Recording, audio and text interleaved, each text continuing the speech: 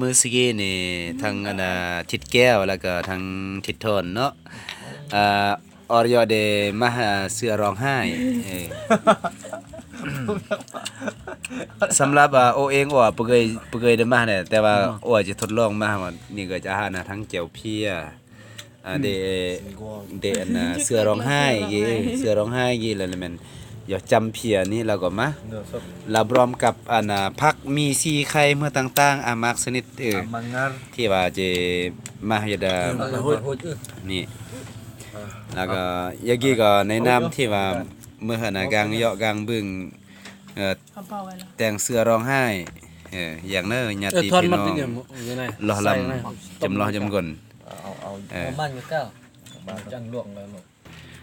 ซึ่งเราเสื้อร้องไห้นี่ก็หมายความว่าเสื้อร้องไห้นี่ก็เมื่ออ้ายมึงเราก็มวยเราอ้ายแต่ว่าจะมาสดๆจะมาสดๆว่าจะเกิดออกมาแต่ว่าก็ตัวซีนเนี่ยเนาะน้องก็เลย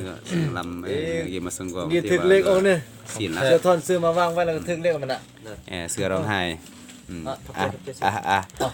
หมอเบรือ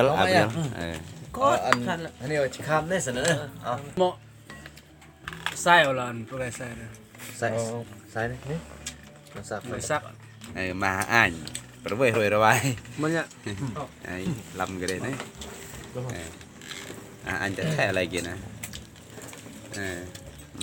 เจียวขับคือน้ำเจียวเพียเพียเสมอต้มเลย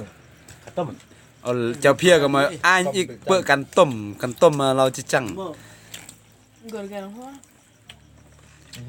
สมัยเลยเนอะคลิปกี้อันเมื่อสนใจก็ได้ลงกดไลค์กดแชร์แล้วก็จะเบิ่งคลิปต่อยอมขอประยม